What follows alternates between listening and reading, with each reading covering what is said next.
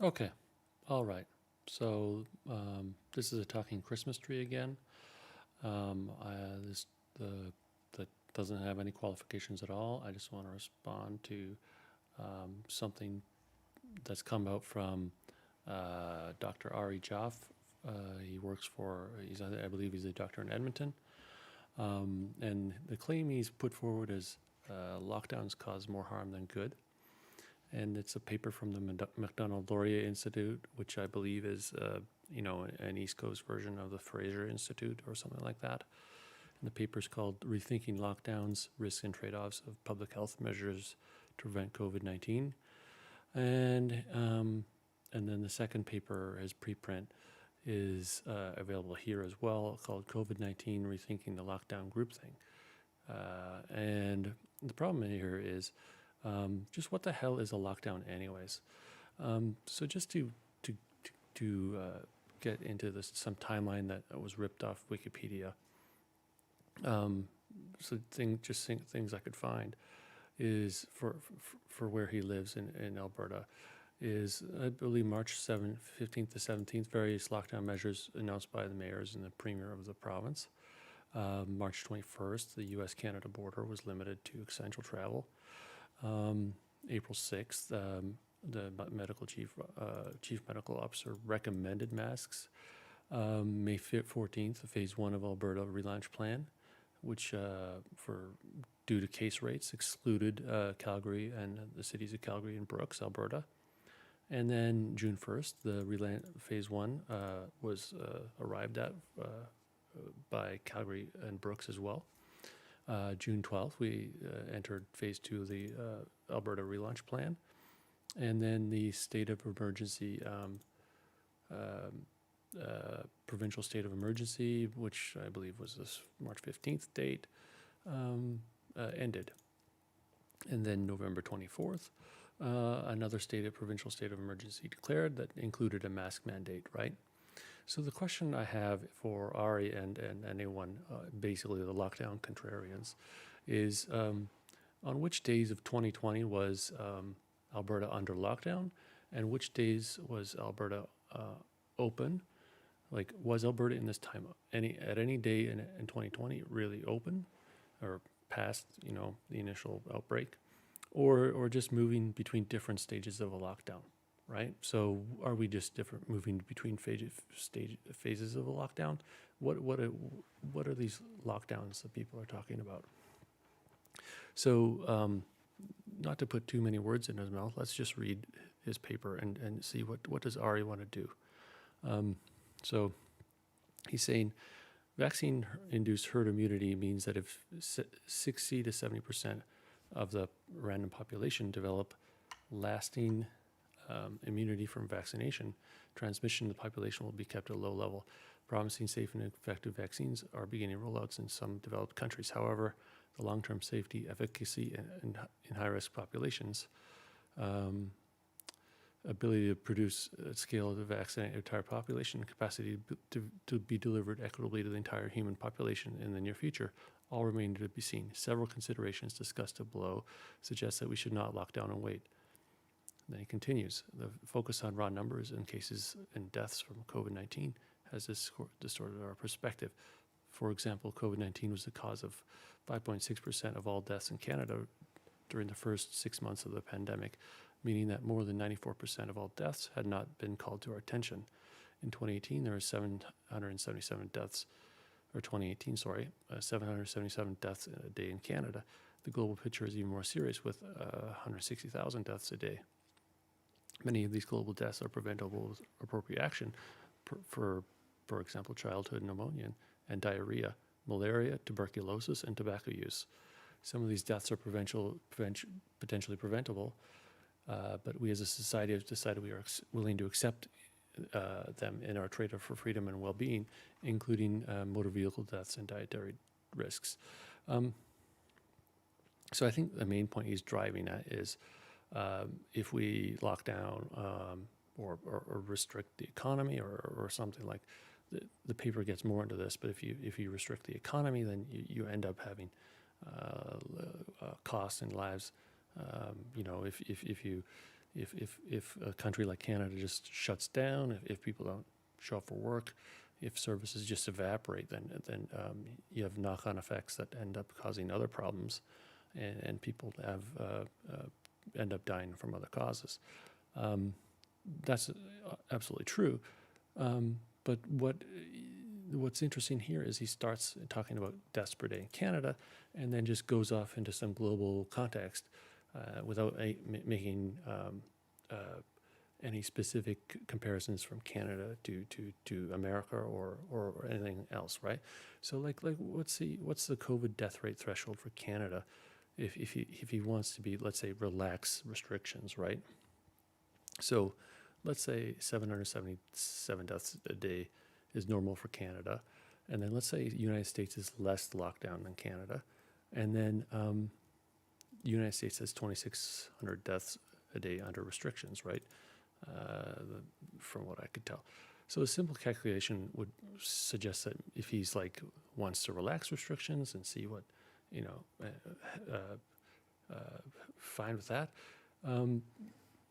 potentially that means that he would be, if you take the United States death count and you say the disease would act in Canada as it would in the United States, if we just relax restrictions to be more in line with what the United States has chosen to do, that would be like about 296 deaths a day in Canada from just COVID during this second wave.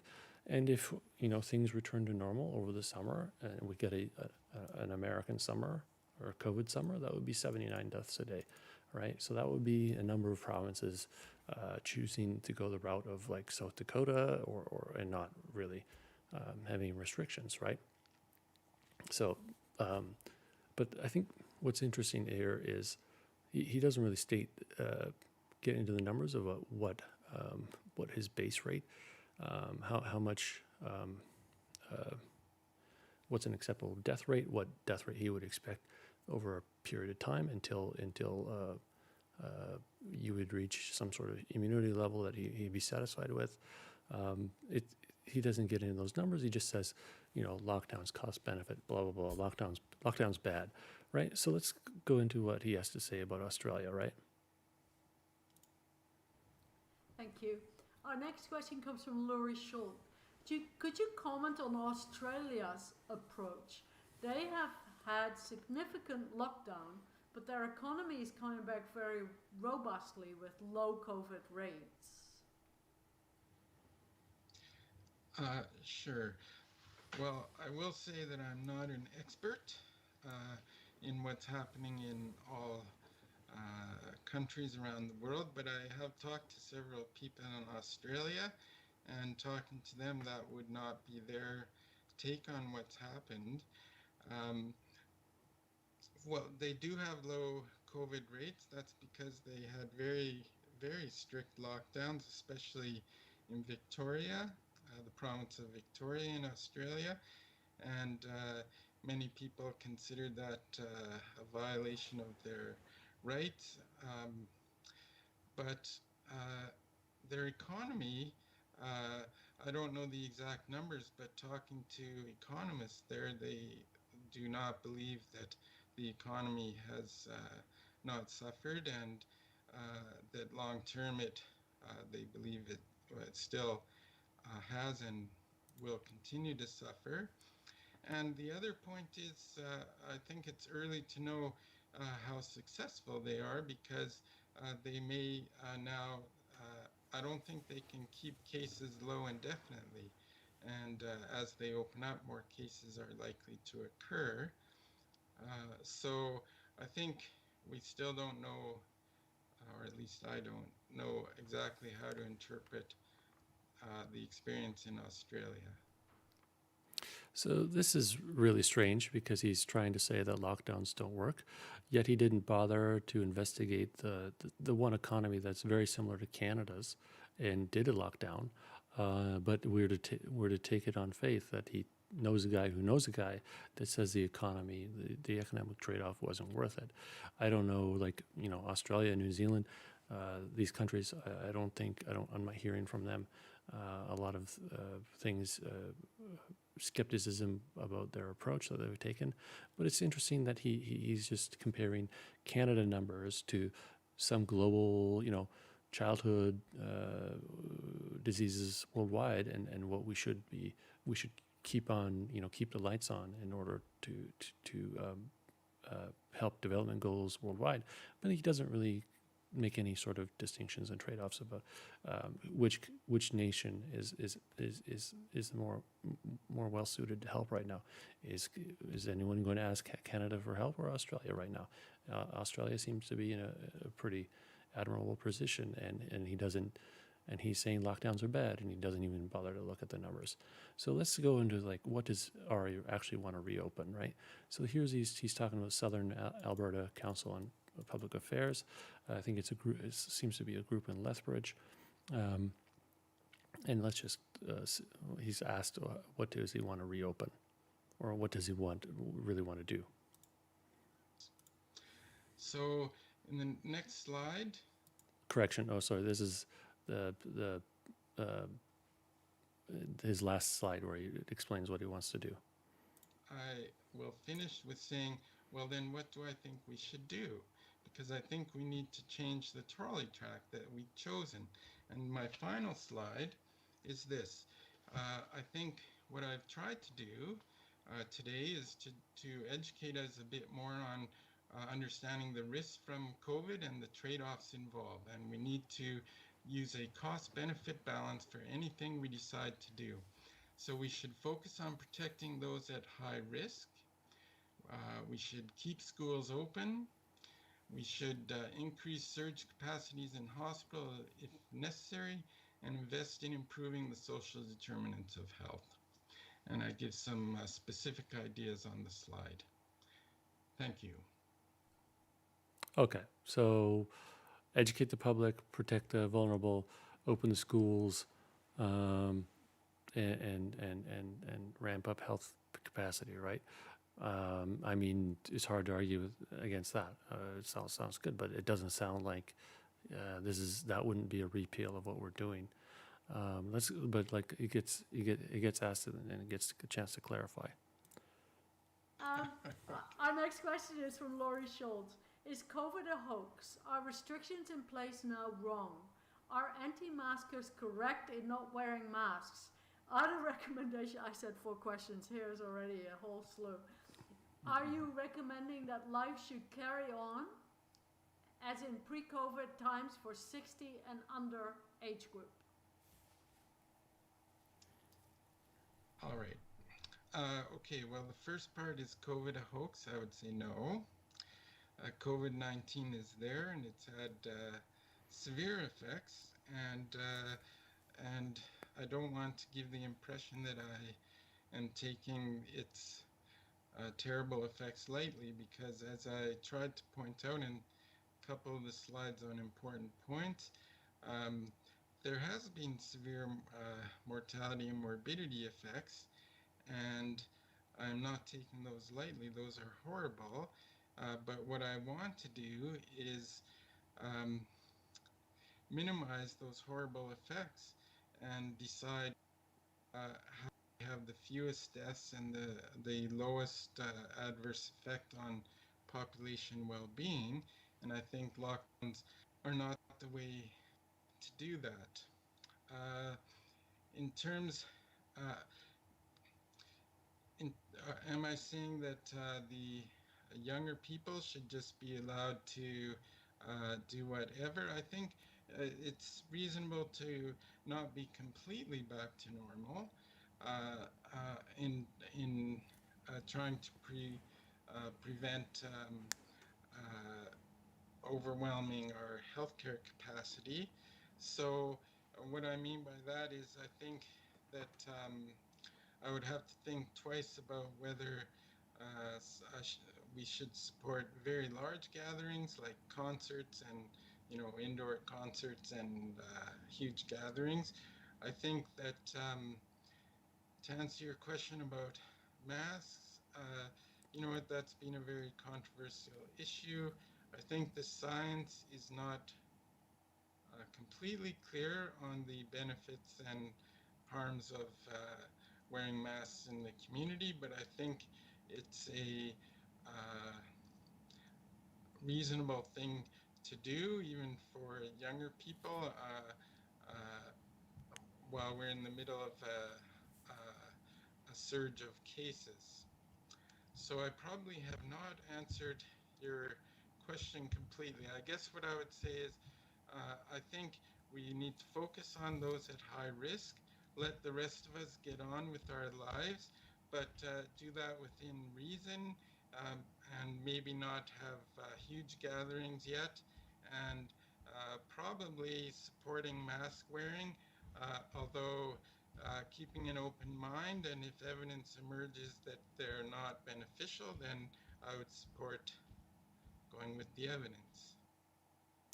So yeah, he kind of let's get let's roll with some quotes, right? It is reasonable to be not completely back to normal. Think twice before supporting large gatherings and support masking. And then from his paper, right? What should we do? We must take an effortful pause from our cognitive biases. I don't know, and calibrate our response and the risks and trade-offs discussed above. So we should think about stuff. That's what he's saying. He says educate the public, focus on cost benefits, focus on protecting the high risk, keep schools open, increase healthcare surge capacity. And then he's saying the decision to adopt repeated or prolonged lockdown measures cannot be based on COVID-19 numbers alone. I don't think anyone's really doing this, but I agree, right? You need to look holistically at things, right? We cannot attempt to avoid every or even most cases of COVID-19, as this will cost more harm than benefit. So I don't know where he's getting this from, presumably his analysis, sure. But let's just think about what the implications of what he's saying. So what is a large gathering anyways, right? So all office cube farms, cafeterias, weddings, funerals, religious services, all spectator sports, concerts, festivals, air travel. And, all of these things are large gatherings, right? And he's saying, we can have, presumably we're not going to open up the NHL or Major League Baseball and the NFL to stay, and we're not going to have bands going on tour. So what does that? And we're not going to have tech office workers working downtown, which means like all the related businesses struggle, right? So if you had downtown restaurant in a central business district and everyone is working at a cube farm, like he's not saying repeal that restriction, right? So if you're not repealing a restriction, if you have all these restrictions, it seems like it's just a lockdown of another type, right? But he doesn't care to define what he means, right? So if Canada is limited and effectively shut down all the core city centers and the border, Canada is locked down. I mean, that's just plain English. I don't know why it becomes this just simple binary choice. He needs to get into the details and describe what he actually wants to, forge ahead with. Does he want to keep, all the stores open, retail outlets open? I think that could be safely done, but that is not reopening, right? That is just targeted reopening, right? Until everyone's at work, sitting in the cubicles, you're not open. So, but let's get into more of this, right? So a country that's talked about where a country that's never locked down, right, is Sweden, right? So let's go into what they're talking about in Sweden, right? So Sweden reverses face mask guidelines for public transport, right? The Swedish government is recommending wearing face masks on public transport, reversing its earlier COVID guidance, right? So, the government controls, the Prime Minister Stefan unveiled new measures will take effect soon, right? It's Sweden, which has never imposed a full lockdown, has seen nearly 600,000 cases and 8,000 deaths, right? many more than the Scandinavian neighbors, right? So it's just saying, there's a lockdown, and 2 days ago they're saying, please, please wear a mask on the bus. That's what they're saying, right? And maybe they're not enforcing it, or maybe they are. I don't know, but just on buses, who knows? But then this other article, right? Just a recent article, also 2 days ago, right? So Sweden bumps up COVID-19 measures, but stops short of a lockdown as cases soar. Sweden has introduced its tougher measures yet in the face of soaring COVID-19 infections, including a recommendation to wear face masks at peak hours in public transport, right? The article we just talked about. But the government stopped short of ordering a general lockdown of society. So what are they talking about? I don't know, a general lockdown. So basically, presumably in Sweden, no one's playing professional sports. Office workers are at home. Maybe schools are open, but this is their society is in essence, it's as close as Canada, right? It's just the distinction seems to be a matter of enforcement, maybe a matter of enthusiasm, but in no way is Sweden acting as anything's normal. But the article continues. Unlike many other European countries, Sweden has resisted imposing lockdowns, relying on voluntary measures focused on social distancing and good hygiene. Right? Most schools, businesses, restaurants, and open throughout the pandemic. Right? But the second wave of infections has prompted the government to do more, right? So they're closing municipal gyms, pools, and libraries. Presumably all the government, they can do this quite easily because the government maybe runs them. And then high schools were also ordered to maintain remote education until that date, which happens to be January 24th, right? And then, recommended wearing masks on public transport, right? And then this is interesting as well. Restaurant parties have been limited to 4 people, and property owners and shops urged to do more to limit crowds in shopping malls, right? The government has asked citizens to limit social gatherings to 8 people, but there are no penalties for breaking the recommendations. And Mr. Löfven, who knows, said he did not think a lockdown was right. You must also consider, this is a quoting him, I suppose, you must also consider a very serious lockdown, for example, wouldn't have an effect in the long run because people would not put up with that, he said, adding many countries in Europe with lockdowns had fared poorly. I'm not sure what, I'd like a citation for this. But this is what is actually interesting. With a total number of deaths close to 8,000, Sweden's death rate per capita is several times higher than its Nordic neighbors, but lower than several European countries that opted for lockdowns, such as Britain, Spain, France, and Belgium.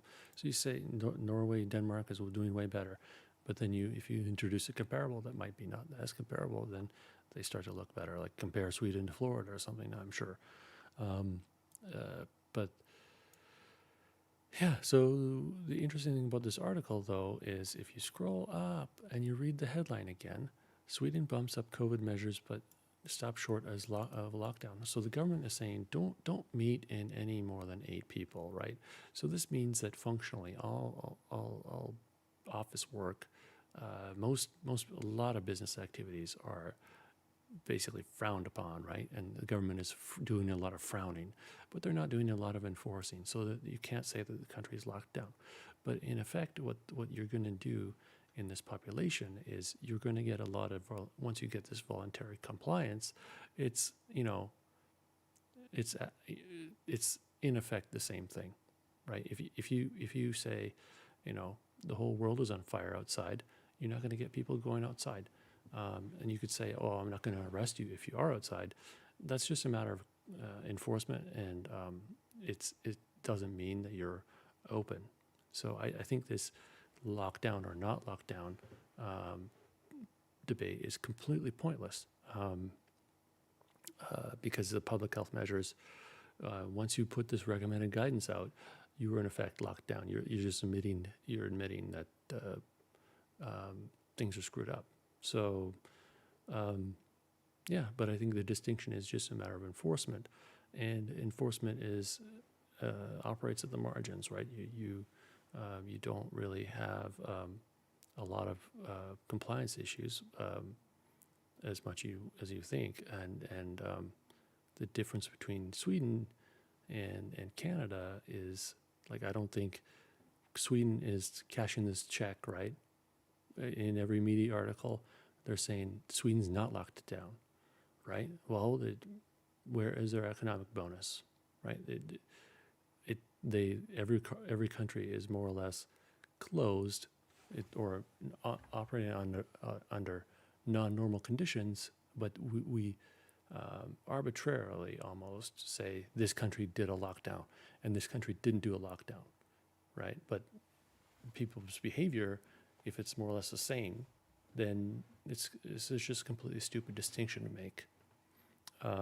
So I think people that are paid a lot of money to think about these things should, think a little harder and define terms like lockdown in a way that is useful.